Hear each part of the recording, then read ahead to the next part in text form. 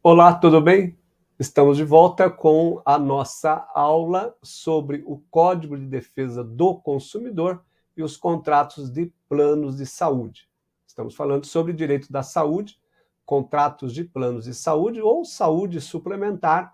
Estamos na aula de número 6. Antes de continuar com a aula, eu peço para vocês, né, dentro do possível, compartilhar o vídeo nos grupos de estudos, né, avisar os colegas que nós estamos estudando contratos de saúde, dê lá o seu like e vamos disseminando a cultura jurídica, vamos desenvolvendo o nosso raciocínio jurídico, vamos nos preparando para quando chegar uma ação judicial, a gente já sabe como que nós vamos construir a petição inicial, como vai ser o raciocínio lógico-jurídico e aí, claro, ampliar as possibilidades de obter sucesso nessas demandas. Muito bem. Então, vamos falar aqui sobre o contrato de planos de saúde, e aí eu vou começar lá no artigo 1º do Código de Defesa do Consumidor, só lembrando vocês que todas as vezes que eu falo em Código de Defesa do Consumidor, eu tenho que lembrar da súmula 608 do STJ, só vou falar aqui a primeira parte, que aplica-se o Código de Defesa do Consumidor nos contratos de planos de saúde. Então aí eu vou para o artigo 1º do Código de Defesa do Consumidor, e no artigo 1º do Código de Defesa do Consumidor, eu vou já encontrar ali duas expressões que tratam da norma de ordem pública e interesse social. Olha, se eu estou dizendo que o contrato de plano de saúde, uma das características do contrato de plano de saúde é a adesão, né? O beneficiário não tem direito de escolha. Aliás, esse contrato é um contrato massificado. É por isso que uma das fundamentações para modificar cláusulas contratuais se dá lá no artigo 6º, inciso 5º do Código de Defesa do Consumidor, primeira parte, que é com direito básico do consumidor. É direito básico do consumidor discutir judicialmente, modificar cláusulas que o coloquem em desvantagem frente ao fornecedor. Então, já na assinatura do contrato, eu já tenho ali cláusulas abusivas que, inclusive, eu posso requerer a nulidade dela conforme o artigo 51 do Código de Defesa do Consumidor. Mas vamos voltar aqui. Por que eu estou dizendo isso? Uma vez que o contrato é um contrato de adesão, ainda que o consumidor assine esse contrato, ele pode discutir as cláusulas contratuais posteriormente. É um direito básico do consumidor. Ele não tem alternativa, ele não tem opção, porque os contratos massificados, né, essa relação da produção de contrato massificado, quer dizer, o fornecedor, que no nosso caso aqui é a operadora de plano de saúde, ela não faz um contrato para cada beneficiário, ela faz um contrato massificado e muitas vezes com cláusulas leoninas, com cláusulas abusivas que desrespeitam os direitos do consumidor, desrespeitam a questão lá do artigo 6º, né?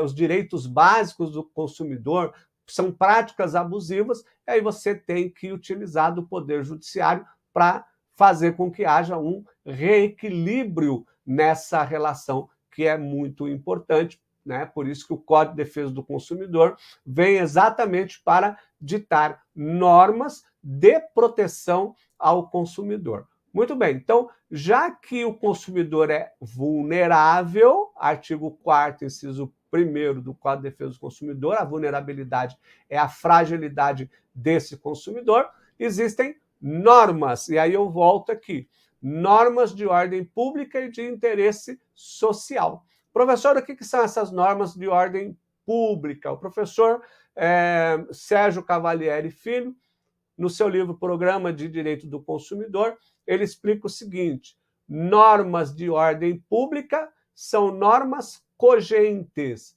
imperativas, pelo que indispensáveis e de observância necessária. As partes não podem alterar o conteúdo do dever nelas estabelecidas, e o juiz deve aplicá-las ex officio, isto é, independentemente da provocação do consumidor. Então, nós temos que observar algumas questões importantes. O que são normas de ordem cogente, ou como colocadas aqui, né? Normas de ordem pública são aquelas normas que, ainda que o consumidor, através de um contrato, abra mão, ele não poderá fazê-lo porque se trata de uma ordem, uma norma de ordem pública, é uma norma cogente. Professor, dá um exemplo. Vamos imaginar que ele vai fechar um contrato de plano de saúde e exista lá uma cláusula dizendo que ele não poderá questionar esse contrato judicialmente ou, eventualmente, numa negativa de tratamento, ele não poderá pleitear ação de indenização. Então, essa é a primeira questão.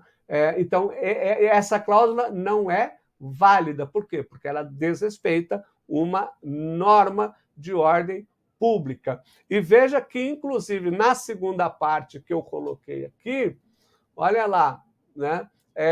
Não pode haver o quê? Não pode, as partes não podem alterar o conteúdo. As partes não podem alterar esse conteúdo, ok?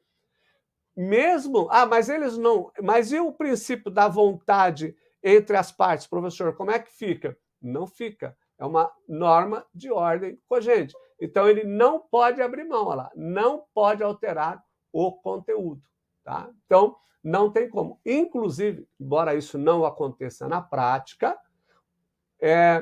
os próprios doutrinadores afirmam, de que o juiz de direito pode, inclusive, aplicar, né, ex officio, quer dizer, ele pode dizer que aquela cláusula é nula sem mesmo ser arguída pelo juiz. Essa é a regra, tá? Nessa relação contratual, quando eu falo do beneficiário e da operadora de planos de saúde. Mas isso não acontece na prática. Você sabe que quando a gente propõe a ação judicial para questionar uma cláusula contratual, se eu falei que a cláusula 14 nula, de pleno direito, desrespeitou, por exemplo, um dos incisos lá do artigo 51 do Código de Defesa do Consumidor, e eu não digo que a cláusula 12 é nula, e o juiz verifica que a cláusula 12 é nula, ele poderia também declarar a nulidade, não só da cláusula 14, aqui no meu exemplo, como declarar a nulidade da cláusula 12,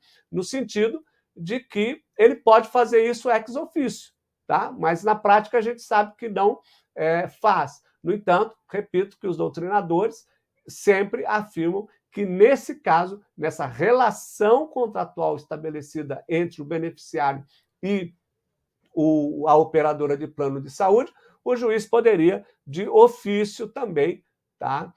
Independentemente da provocação do consumidor, entender que aquela cláusula é nula, porque ela é uma cláusula de proteção ao consumidor. Muito bem. Seguindo, aqui eu aproveito novamente o conceito do professor Sérgio Cavalieri Filho para para explicar o que é o interesse social. Então, não se esqueça que nós estamos diante da norma de ordem pública, que são cláusulas que eu estou inserindo aqui no contrato, e situações jurídicas de interesse social. O que ele coloca aqui? Como o professor Sérgio Cavalieri Filho define? Ele diz assim: normas de interesse social são aquelas que disciplinam um campo de relações sociais marcados pela desigualdade, razão pela qual tem por finalidade interesse que transcende o interesse meramente particular. São normas que interessam mais diretamente à sociedade que aos particulares. Então, num primeiro momento, essas normas de interesse social disciplinam o quê? Um campo de relações sociais, marcados pela desigualdade. Você quer uma relação comercial marcada pela desigualdade maior do que essa relação entre o consumidor e o fornecedor? Não é lá o princípio da vulnerabilidade? Não é fato, não é real que o consumidor não tem condições muitas vezes, né? Ele é vulnerável porque ele não tem conhecimento técnico do produto e do serviço, ele é vulnerável porque ele não tem conhecimento jurídico sobre as cláusulas contratuais, é a vulnerabilidade em razão do princípio da informação. Né?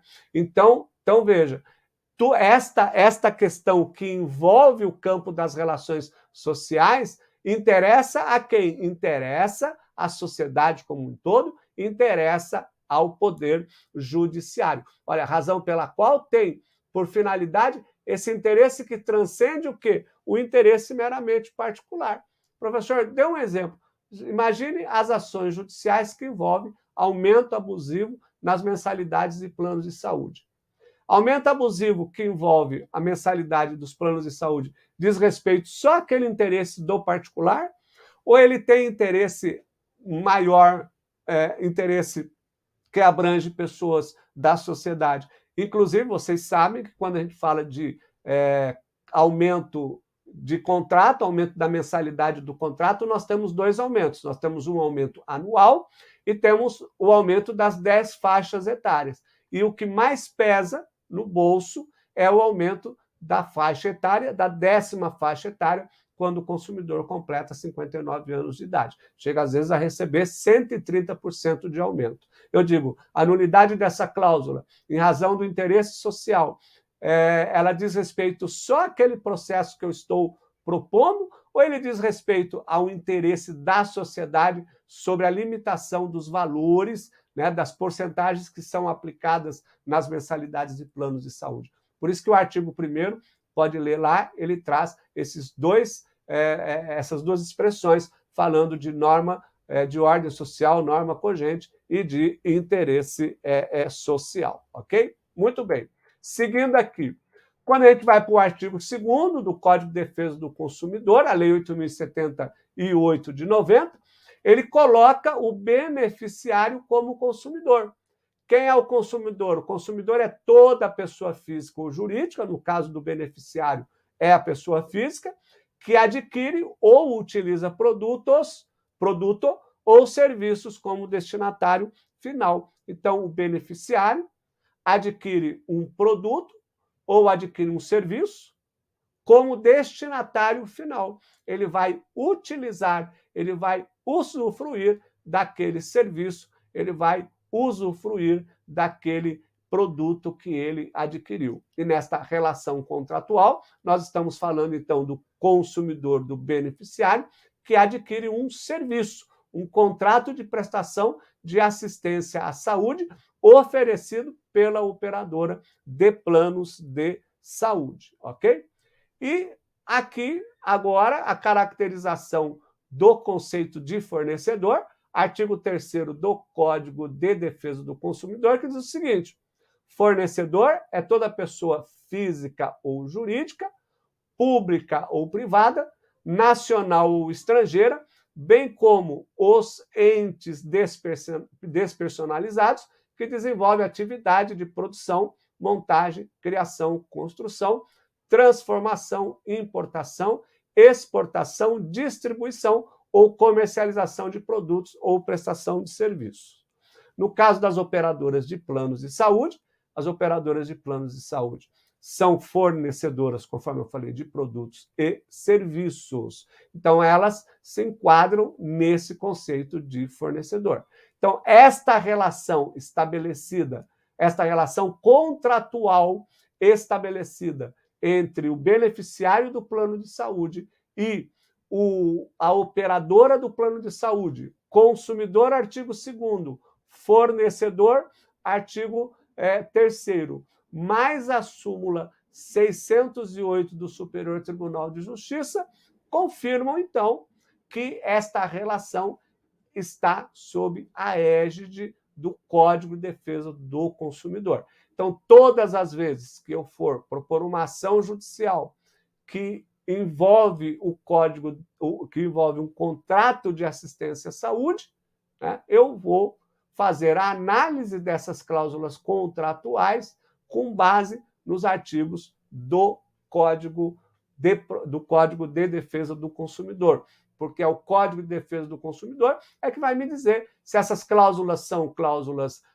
abusivas, se são cláusulas que desrespeitam, né, diretamente o direito do consumidor, os próprios direitos básicos fundamentais, ou até mesmo se esse fornecedor, se essa operadora tem uma prática abusiva no mercado consumerista. Então, é muito importante quando você faz essa aplicação do Código de Defesa do Consumidor em relação às cláusulas contratuais, ok? Grande abraço, até a nossa próxima aula. Até mais.